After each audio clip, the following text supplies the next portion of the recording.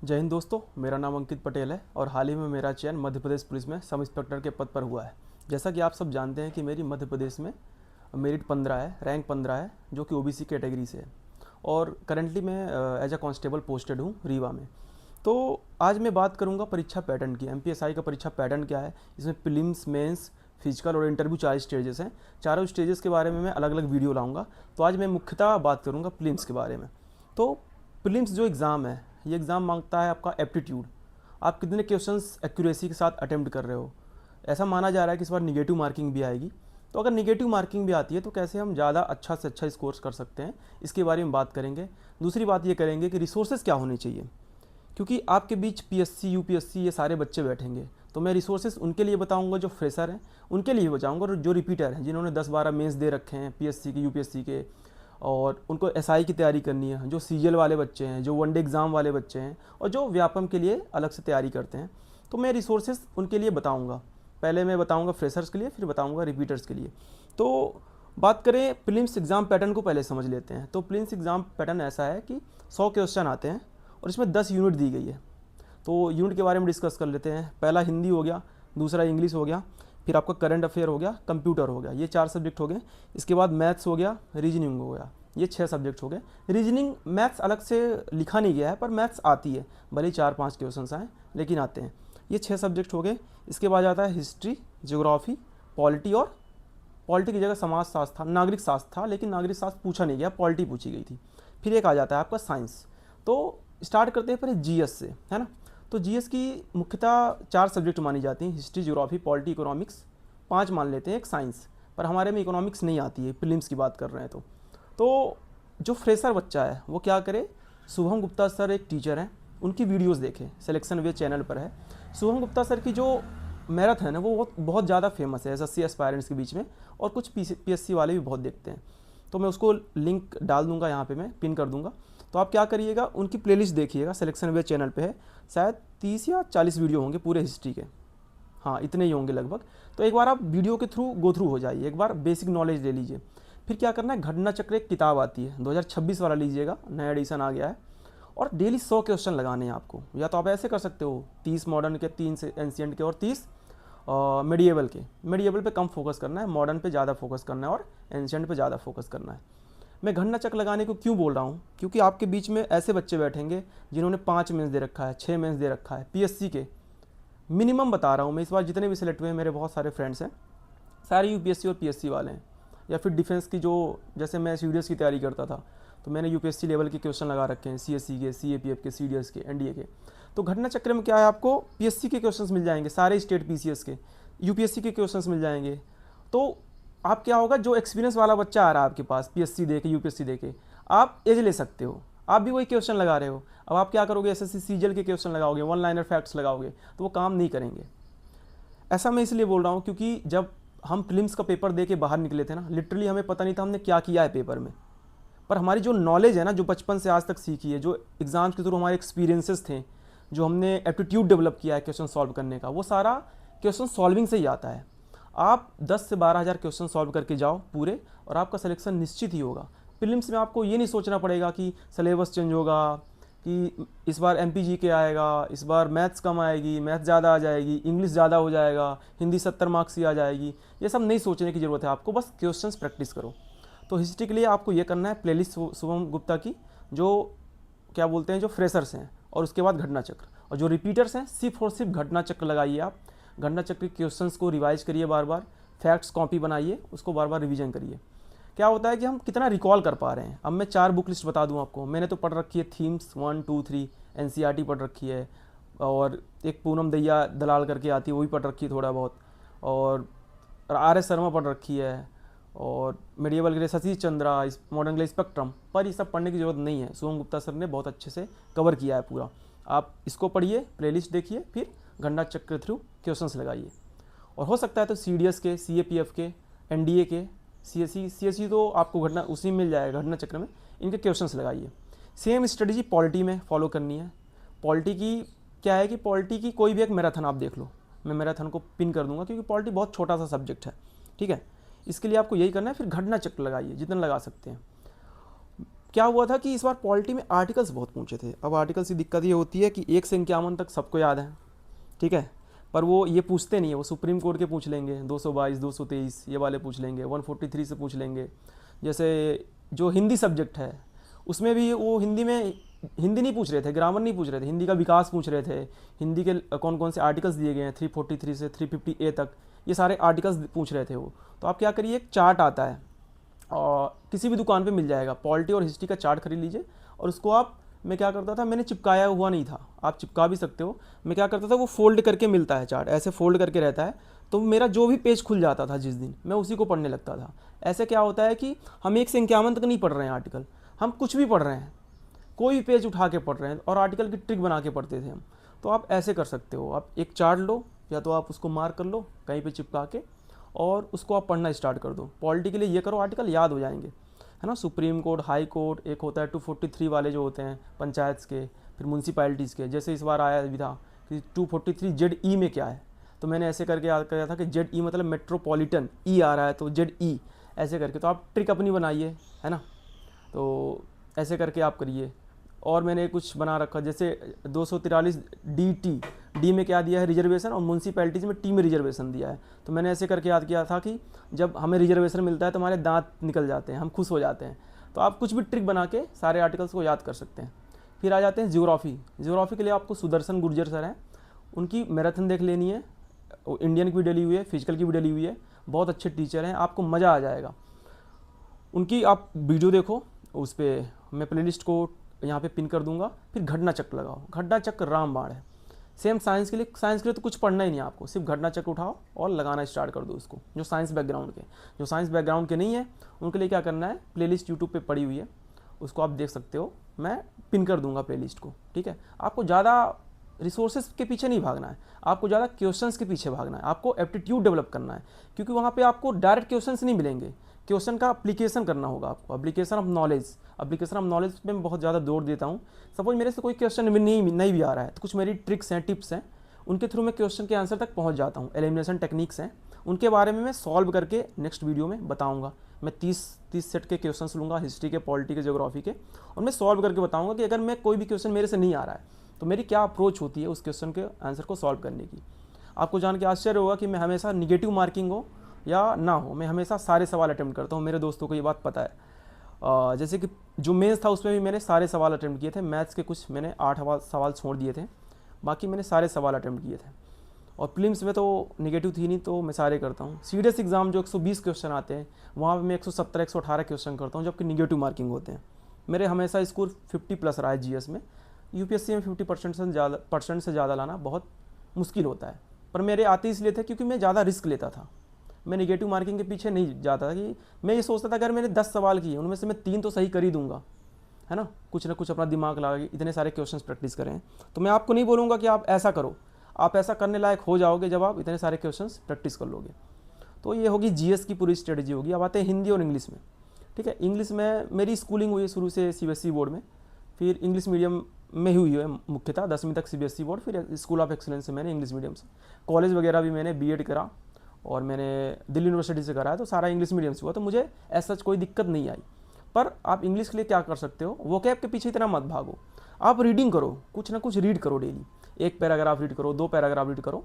सीजल वाले बच्चे मुझे समझ पा रहे होंगे मैं क्या बोलना चाह रहा हूँ।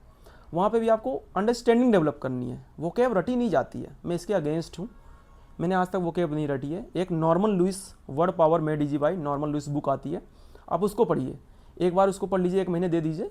फिर अमन वशिष्ठ सर की प्लेलिस्ट है, कोई पेड बैच नहीं लेना है, अमन वशिष्ठ सर की प्लेलिस्ट है, उस प्लेलिस्ट में 30-35 वीडियोज़ हैं, बेसिक्स टू एडवांस कवर है, उसको आप एक बार गो थ्रू हो जाइए। वैसे व्यापम में नरेशन, वॉइस और PQRS जो सेंटेंस अरेंजमेंट होता है वो आता है, वो कैब का रोल उतना नहीं है। ये रही इंग्लिश की। हिंदी के लिए मैं क्या था कि मैं कांस्टेबल के फिजिकल की तैयारी कर रहा था, 1 दिसंबर से मैंने एकेडमी ज्वाइन कर ली थी, तो टाइम नहीं मिल पाता था, और साथ में मैं पढ़ा भी रहा था कोचिंग में। तो मैं सुबह जाता था कोचिंग वो फिजिकल करने 5 बजे, 9 बजे आता था मैं, जल्दी से नहाना धोना, 10 बजे कोचिंग जाता था मैं, मेरा 10 से 2 रहता था, 2 बजे से वहाँ मैं आता था, फिर 3 बजे फिर ग्राउंड चला जाता था, ठंडी का मौसम था, फिर ग्राउंड में रहता था, फिर आके टाइम ही नहीं मिलता था, 1-2 घंटे जो मिलते थे उसी में प्रैक्टिस करता था, मॉक टेस्ट लगाता था, एनालिसिस करता था। तो कभी कभी तो ऐसा होता था कि मैं उधर से ही चला जाता था ग्राउंड, बस से उतर के अटल ग्राउंड। तो ये था मेरे लिए, टाइम नहीं था मेरे पास उतना, पर मैंने प्रैक्टिस करी और जो मेरी पुरानी पढ़ाई थी वो काम आई, क्योंकि मैं मॉक और उसके एनालिसिस पे ज़्यादा जोर देता था बजाय पढ़ने के कंटेंट, क्योंकि उसके थ्रू आपका एप्टीट्यूड डेवलप होता है। ये रही बात इंग्लिश की। हिंदी के लिए आपको एक मैंने प्लेलिस्ट देखी थी, प्लेलिस्ट नहीं बोलूँगा, 5 घंटे की वीडियो है, मैं उसको पिन कर दूंगा, ठीक है। और मेरा दोस्त है शुभम पटेल, उसके साथ हम यहाँ पे बैठे थे, चाय पी रहे थे, उसका भी पेपर था, उसका 20 को था, मेरा 21 को था। तो 343 से 351 तक के आर्टिकल थे, तो हम वहीं पे बैठ के सारे आर्टिकल को ट्रिक, जैसे मैं अभी ट्रिक बताई, तो रट लिया हम लोगों ने। वहाँ पे 3 क्वेश्चन आ गए मेरे शिफ्ट में, 2-3 उसके भी शिफ्ट में आ गए। तो यहाँ से क्वेश्चन आ रहे थे हिंदी में, और कहाँ से आ रहे थे, एक प्लेलिस्ट है 5 घंटे की, उसमें वर्णमाला, छंद, समास, अलंकार सब बताया गया है। और उतने की ही ज़रूरत है, आप 100 वीडियोज़ नहीं देख सकते हिंदी की, आप उससे ज़्यादा हिस्ट्री, ज्योग्राफी, पॉलिटी, इन पे फोकस करो, मैथ्स पे फोकस करो, ठीक है। फिर आते हैं करंट अफेयर्स, बच गया। करंट अफेयर्स के लिए मैंने आज तक एक ही रिसोर्स फॉलो किया, सिर्फ एक रिसोर्स, और रामबाण रिसोर्स है वो, कोई माने या ना माने, मैंने आज तक कोई किताब नहीं पढ़ी करंट अफेयर्स के लिए। इंडोलॉगस एक चैनल है, उसमें क्वेश्चंस कराते हैं वो हर मंथली वाइज, फिर उसके बगल में एक्सप्लेनेशन होता है, जैसे सेंट्रल विजिलेंस कमीशन का चेयरमैन कौन है, फिर यहाँ पे सेंट्रल विजिलेंस कमीशन कौन से आर्टिकल में है, कॉन्स्टिट्यूशनल बॉडीज़ है कि नहीं है, इसके चेयरमैन कौन है, इसके अदर मेंबर्स कौन है, ये कब इस्टेब्लिश हुई, कौन से कमीशन के थ्रू, कौन से एक्ट के थ्रू इस्टेब्लिश हुई, ये सारी चीज़ें बता देते हैं वो। तो इससे क्या होता है, 360 डिग्री एनालिसिस हो जाती है सारे आपके जो करंट अफेयर्स चल रहे हैं। करंट अफेयर्स में वही है ना कि अगर कोई घटना हुई है, कोई घटना हुई तो सारे न्यूज़पेपर वही कवर करेंगे, सारे चैनल वही कवर करेंगे, कोई भी टीचर अच्छा बुरा नहीं होता है। तो आप एक रिसोर्स पकड़ो, स्पीडी ले लो, और एक रिसोर्स इंडोलॉगस पकड़ो, उसको बार बार पढ़ो, बार बार। मैं क्या करता था, 1 महीने की वीडियो देख ली, फिर 3 महीने की डालते थे वो, फिर 6 महीने की डालते थे, फिर साल भर की डालते थे। तो मेरा एग्ज़ाम से 15-20 दिन पहले मैं इसी लूप में रहता था, करंट अफेयर, तो हो जाता था करंट अफेयर, ठीक है। जैसे व्यापम ऐसे क्वेश्चन पूछ रहा है कि किसको हराया, जैसे रॉजर फेडरर ने अगर यूएस ओपन जीता तो किसको हरा के जीता, और ये कौन से नंबर का टाइटल था, तो इंडोलॉगस में बताता है यहाँ पे इसको हराया, वुमेन में ये विजेता थी, ये उप विजेता थी, डबल्स में ये विजेता थे, ये उप विजेता थे।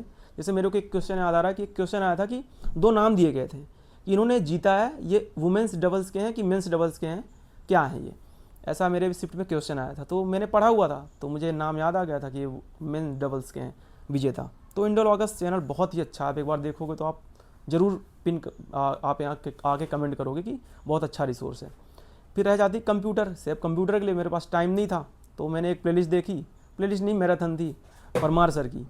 तो आप क्या कर सकते हो, आप रिस्क तो नहीं ले सकते हो क्योंकि प्रीलिम्स आने वाला है, सिलेबस चेंज हुआ या ना हुआ कंप्यूटर तो रहेगा ही आपके सिलेबस में। तो क्या कर सकते हो, आप एक मैराथन देख लो, और एक किरण पब्लिकेशन की बुक आती है, तो प्रैक्टिस करो जितने ज़्यादा। अब क्या होता है कि शॉर्टकट की कौन पढ़ाएगा आपको याद करना है, उसको प्रैक्टिस करनी है। तो आप जितना हो सकता है उतना प्रैक्टिस करो क्वेश्चंस, एक मैराथन देख लो परमार सर की, फिर आप प्रैक्टिस करो क्वेश्चंस। तो 4 जीएस के हो गए, हिंदी इंग्लिश 5-6, करंट अफेयर 7, और कंप्यूटर 8 सब्जेक्ट हो गए। बच कौन सी रही है, हाँ साइंस भी हो गया। तो ये सारे सब्जेक्ट्स हैं, इनको आप ऐसे कवर कर सकते हो। हाँ रही बात मैथ्स और रीजनिंग की, तो मैथ्स और रीजनिंग, मेरी मैथ्स थोड़ी उतनी अच्छी नहीं है ना, जितनी होनी चाहिए थी। ऑल्दो मेरा सबके पेपर 1 में अच्छे मार्क्स थे मेंस में, पर मेरे पेपर 2 में अच्छे मार्क्स थे, है ना। पेपर 1 से ज़्यादा मेरे मार्क्स थे पेपर 2 में, क्योंकि पेपर 2 एनालिटिकल आया था। पेपर 2 की बात हम मेंस की बात अगले वीडियो में करेंगे, पर मैं बता देता हूँ कि मैथ्स के लिए आपको क्या करना है, 2-3 टीचर हैं अच्छे, किसी को भी पकड़ लो, आप किसी को भी पकड़ लो, उनके आप वीडियोस पढ़ो। पर मैं क्या चाहता था कि लिमिटेड रिसोर्सेस, मैक्सिमम रिवीजन और मैक्सिमम आउटपुट निकले। मैं हमेशा कॉस्ट बेनिफिट रेशियो को बहुत ज़्यादा जोर देता था कि मैं जितना, अगर मैं 4 घंटे पढ़ रहा हूँ तो उसमें से 2-3 क्वेश्चन आ रहे हैं कि नहीं आ रहे हैं, मैं ये सोचता था। तो मैंने मैथ्स पढ़ी आभास सैनी सर से, बहुत ही लेजेंडरी टीचर हैं। उनके बारे में आपने बहुत कम सुना होगा, क्यों, क्योंकि उनके बारे में वही सुनता है जो सेलेक्टेड होते हैं, या जो सीजल के बच्चे होते हैं जो 3-4 मेंस दे चुके हैं सीजल के, उनका स्कोर नहीं बढ़ रहा है, वो आभास सैनी सर को जानते हैं। आभास सैनी सर का आप एक भी वीडियो देखोगे ना, बोलोगे क्या बंदा है। कभी भी शॉर्ट ट्रिक नहीं, कभी भी लप्पा नहीं मारते हैं, कुछ भी ये सब नहीं, धप्पा, वो एक वर्ड यूज करते हैं धप्पा, हो गया ना धप्पा। धप्पा कब होता है, जब आप शॉर्टकट याद करके जाते हो, एग्जाम में बैठते हो और वहाँ पे क्वेश्चन तगड़ा आ जाता है। तो उनके 2-3 मेथड हैं, पाइपलाइन मेथड है, जेसीबी मेथड है, कंपाउंड इंटरेस्ट, सिंपल इंटरेस्ट, इतना तगड़ा बताते हैं क्या बताऊँ। 20% का डिस्काउंट हुआ तो 0.8 हो गया, 40% का प्रॉफिट हो तो 1.4 हो गया, ऐसे ऐसे चीज़ें बताते हैं वो। तो बहुत ही तगड़ा पढ़ाते हैं वो, उनको उनकी एक दो वीडियो आप देखोगे तो आप फ़ैन हो जाओगे उनके। तो मैंने उनसे एक ही बार पढ़ा है, मैं 2023 स्पार्टन्स का उनका स्टूडेंट रहा हूँ, और मैंने जिनको जिनको भी रिकमेंड करा है वो सब ने बोला यार मेरा बहुत टाइम सेव हुआ, क्योंकि वो 100 घंटे 100 वीडियोज़ में सारी मैथ्स पढ़ा देते हैं स्पार्टन्स में, और 80-80 वीडियोज़ में सुपर 100 में। आप उनका कोई भी एक बैच ले सकते हो। मैं उनका बैच इसलिए लेने को बोल रहा हूँ, अगर आपने उनसे मैथ्स पढ़ ली तो आप सीजीएल में बैठ जाओ, आप एमपीएसआई में बैठ जाओ, किसी भी एग्ज़ाम में बैठ जाओ, आपकी मैथ्स कभी भी आपको ऐसा नहीं होगा कि मेरे साथ धोखा हुआ है या मैं मैथ्स नहीं कर पा रहा हूँ, क्योंकि वो कॉन्सेप्ट पढ़ाते हैं। एमपीएसआई में इस बार कॉन्सेप्ट आया था, स्टेट्स के कॉन्सेप्ट्स आए थे, प्रोबेबिलिटी के कॉन्सेप्ट्स आए थे, कॉन्सेप्ट बेस्ड क्वेश्चन आए थे 20-25, इसलिए लोगों का स्कोर कम गया है। पर मैंने पढ़ रखी थी उनसे तो अच्छा चला गया मेरा। और रीजनिंग के लिए आप किसी भी टीचर को फॉलो कर लो, एनालिटिकल रीजनिंग ज़्यादा पूछ रहा है थोड़ी, तो इसके लिए आप कोई भी चैप्टर आपको नहीं आता है ना, यूट्यूब पे सर्च करो, एक E1 कोचिंग सेंटर के सर हैं, शायद छाबरा सर उनका नाम है ना, मुझे याद नहीं आ रहा है, उनकी प्लेलिस्ट बनी हुई है, जो भी आप टॉपिक बोलोगे ना उनकी प्लेलिस्ट आ जाएगी। और एक बैंकिंग वाले भी सर है कोई, मैं पिन कर दूंगा है ना, और मैं टेलीग्राम चैनल आज बना दूंगा, तो वहाँ से आप देख सकते हो। तो ये 10 यूनिट्स हुए, 10 रिसोर्सेज हुए, और रिसोर्सेज अगर आपने इतना ही फॉलो किया, मेरे खुद के 75 मार्क्स थे, जबकि मेरा रिवीजन नहीं हो पाया था, मैंने सिर्फ मॉक टेस्ट लगाया था, एनालिसिस किया था और जाके एग्ज़ाम दे दिया था। मॉक टेस्ट मैंने किसका किसका लगाया था मैं बता देता हूँ, टेक्स्ट बुक का लगाया था, और विनर्स का लगाया था, और 2-3 कोचिंग प्लेटफॉर्म जहाँ भी मिल जाते थे मैं लगा लेता था। तो मॉक टेस्ट कोई अच्छा बना नहीं पाया था, पर क्या था कि जितने मेरे मॉक टेस्ट में स्कोर आ रहे थे उतने मेरे वहाँ पे आए, 70-72 यहाँ भी आ रहे थे, मैं आपको दिखा भी दूंगा, विनर्स का एप्लीकेशन मैंने लगाया है, और वहाँ भी उतने ही आ रहे थे। लोग बोले यार ये तो पैसेज पूछ रहा है, किस में, हिंदी में, इंग्लिश में कॉम्प्रिहेंशन पूछ रहे हैं, ये सब तो आएगा नहीं, हिस्ट्री कुछ भी पूछ रहे हैं, फैक्चुअल पूछ रहे हैं। अरे भाई, आप मॉक टेस्ट का मतलब क्या होता है, स्कोर नहीं, आप उस टाइम फ्रेम में प्रैक्टिस कर रहे हो, आप क्वेश्चंस लगा रहे हो, आप प्रेशर से डील कर रहे हो, आप टाइम मैनेजमेंट कर रहे हो, आप स्किपिंग बहुत ज़रूरी है, स्किपिंग आर्ट आवाज़ से नहीं सर बहुत सिखाते हैं कि आपको इस एक क्वेश्चन के पीछे दिल नहीं लगाना है, आपको स्किप करना है। तो ये सारी चीज़ें आपको मॉक टेस्ट से सीखनी है, ना कि रट्टा मारना है। तो मॉक टेस्ट आप लगाओ, एनालिसिस करो, और एनालिसिस करके उसकी अलग से नोट्स बनाओ, उसको बार बार रिवाइज करो। जैसे मेरी गलती हुई थी कि मैंने इंस्टॉलमेंट के जो सवाल आते हैं, 2 सवाल आ गए थे, 2 या 3 सवाल आ गए थे शायद, और मेरे तीनों ही मेरे को कॉन्सेप्ट याद ही नहीं आ रहा था वहाँ पे, तो मेरे 3 क्वेश्चन का लॉस हुआ। 9 नंबर आपको पता है, मेरा एक दोस्त रविंद्र 1 नंबर से रह गया है, तो उसको पता है 1 नंबर की कीमत कितनी होती है। तो आप लोग मॉक टेस्ट का एनालिसिस करके उसके नोट्स बनाओ, उसको रिवाइज करो, उसको बहुत अच्छे तरीके से प्रैक्टिस करो। तो ये सारे रिसोर्सेज थे, इन रिसोर्सेज से आपको ये पता लगा होगा कि ये आपकी मल्टी डायमेंशनल अप्रोच को दिखाता है। आप एक एग्जाम तक रेस्ट्रिक्ट नहीं रख सकते हो कि मैं व्यापम की पढ़ाई कर रहा हूँ तो व्यापम के क्वेश्चन लगाऊंगा। आप सब्जेक्ट स्ट्रॉन्ग करो, आप हिस्ट्री स्ट्रॉन्ग करो, आप पॉलिटी स्ट्रॉन्ग करो, आप एमपीएसआई के लिए पॉलिटी मत स्ट्रॉन्ग करो, आप पॉलिटी स्ट्रॉन्ग करो, आप एमपीएसआई के लिए मैथ्स मत स्ट्रॉन्ग करो, आप मैथ्स स्ट्रॉन्ग करो। ये अप्रोच रखोगे तो आपको कोई भी एग्ज़ाम क्रैक करने में दिक्कत नहीं आएगी। मैंने आज तक 29 एग्ज़ाम निकाले हैं, और सारे ही मेरे वर्दी वाले एग्ज़ाम थे, और किसी एग्ज़ाम में मैं बैठता नहीं था, सिर्फ एक एग्ज़ाम में बैठा था CHSL के, वो मेरा हो गया था, पर टाइपिंग मेरे से हो नहीं पाई थी। बाकी मैंने सारे वर्दी वाले एग्ज़ाम निकाले हैं, जहाँ पे वर्दी मिलती है आपको। 22 तो ऑफिसर लेवल के थे, 7 वनडे थे जो C या D ग्रेड के थे। तो उससे पहले मैं फेल भी होता हुआ हूँ, 5 बार इंडियन नहीं निकला है, कुछ XY ग्रुप के एग्ज़ाम होते थे वो नहीं निकले हैं। पर एग्ज़ाम तब निकला मेरा जब मैंने क्वेश्चंस ज़्यादा प्रैक्टिस करे, मैंने जब जो क्वेश्चन नहीं आते थे उनको भी लगाने की कोशिश करी, मैं रिस्क लेने की कोशिश करी, मैं सही गलत ऑप्शन को काट काट के सही आंसर तक पहुंचता था, एलिमिनेशन लगाता था, अपना दिमाग लगाता था, जो अपनी नॉलेज है उसको लगाता था। तो पढ़ने के साथ साथ ये सारी चीज़ें अगर आप करोगे तो आपका एग्ज़ाम ज़रूर निकलेगा, थोड़ा टाइम लगेगा लेकिन ज़रूर निकलेगा। अब बात कर लेते हैं प्रीलिम्स का सिलेबस क्या होगा, चेंज होगा कि नहीं होगा। सिलेबस कुछ भी हो, हिस्ट्री वही रहनी है, ज्योग्राफी वही रहनी है, पॉलिटी वही रहनी है, मैथ्स वही रहना है, रीजनिंग वही रहना है, MPG ऐड हो जाएगा। अगर आप MPG पढ़ लोगे तो आपका इंटरव्यू अच्छा जाएगा, आप कॉन्फिडेंट रहोगे, मध्य प्रदेश के निवासी हो तो MPG पढ़ लो, क्या दिक्कत है। आप एक मैराथन मिल जाएगी 10-12 घंटे की, उसको निपटा दो। और जनरल फैक्ट्स परीक्षा धाम बहुत अच्छी बुक है, उसको आप पढ़ सकते हो, पर इतना नहीं कि मेरे को ये पढ़ते जाना है। सिलेबस चेंज भी होगा तो क्वेश्चंस जहाँ से 10 आ रहे हैं वहाँ से 20 आ जाएंगे, 25 आ जाएंगे, यही होगा। इसीलिए तो मैं बोल रहा हूँ आप सब्जेक्ट स्ट्रॉन्ग करो। अगर आपका मैथ्स स्ट्रॉन्ग है, आपकी ज्योग्राफी स्ट्रॉन्ग है, तो आपको चिंता करने की जरूरत ही नहीं है कि सिलेबस चेंज हो रहा है कि नहीं हो रहा है। आप जितने भी क्वेश्चन आएंगे आप अटेम्प्ट करो, क्योंकि हमने 360 डिग्री कवर किया है, आपने मल्टी डायमेंशनल पढ़ाई करी है। तो ये था आज के लिए प्रीलिम्स की ये स्ट्रेटजी है, मेरी ये स्ट्रेटजी रहती थी। और आने वाली वीडियोज़ में मेंस की, फिर फिजिकल की, फिर इंटरव्यू की करूँगा। और मैं वही चीज़ें बताऊँगा जो काम करती हैं, जो मेरे लिए काम करी है, जो मेरे दोस्तों के लिए काम करी है, और जो जनरली आप भूल रहे हो करना, मैं उन पे ज़्यादा प्रकाश डालूँगा, क्योंकि वो ज़्यादा इंपॉर्टेंट है। बाकी पढ़ाई तो दुनिया कर रही है, सब पढ़ रहे हैं, सब लाइब्रेरी 10-12 घंटे दे रहे हैं, पर एग्ज़ाम कुछ लोगों का ही निकल रहा है, क्योंकि एक डायरेक्शन चाहिए होती है, रिसोर्सेज को लिमिट करना है। आपको बताते हैं ना कि कलेक्टर बनना है, नोट्स कलेक्टर नहीं बनना है, आपको कलेक्टर बनना है ना। तो आप नोट्स मत कलेक्ट करो, पीडीएफ मत कलेक्ट करो, एक किताब रखो, एक टीचर को फॉलो करो, मल्टीपल रिवीजन करो, रिकॉल करो, कोशिश करो रिकॉल करने की बार बार। रिवीजन की स्ट्रेटजी बता देता हूँ 1 मिनट में। मैं कैसे रिवाइज करता था, सपोज मुझे प्रियम्बल नहीं याद आ रहा है, या मैंने प्रियम्बल आज पढ़ा, तो मैं we the people of India having solemnly resolve to constitute India into a sovereign socialist secular democratic republic, और फिर justice liberty equality fraternity, and on this day of 26 November we are giving us this constitution. तो मैं क्या करता था कि मैं अब लास्ट से स्टार्ट करता था कि मेरे को लास्ट के वर्ड्स याद है कि नहीं है। अगर जस्टिस है तो जस्टिस कौन सी, इकोनॉमिक, सोशल, पॉलिटिकल। लिबर्टी कौन सी, liberty of thought, expression, belief, faith and worship, है ना। तो ये मेरे को याद आ रहे हैं, कीवर्ड की नहीं याद आ रहे हैं, है ना। तो और हम जनरली क्या करते हैं, हमें लिबर्टी, इक्वलिटी, फ्रेटर्निटी याद है, बस आगे बढ़ गए, उसके अंदर के कीवर्ड्स भी याद होने चाहिए। सपोज आपको आर्टिकल कौन से याद हो रहे हैं, आपको पता है 11 फंडामेंटल ड्यूटीज़ होती है, सपोज आपको याद ही नहीं आ रही है, 1 में क्या है, 2 में क्या है, ठीक है। तो रिवीजन की स्ट्रेटजी होनी चाहिए कि आपको शुरू की जो 3 फंडामेंटल ड्यूटीज़ हैं वो तो याद है, बीच की नहीं याद है 3। तो जब मैं नेक्स्ट टाइम रिवीजन करने आऊँगा तो मैं 20 से स्टार्ट करूँगा। मैं क्यों करूँ लास्ट की 2, मुझे पता है लास्ट की 2, मेरे को शुरू की 2 पता है, तो मैं बीच की 4 याद करूँगा ना।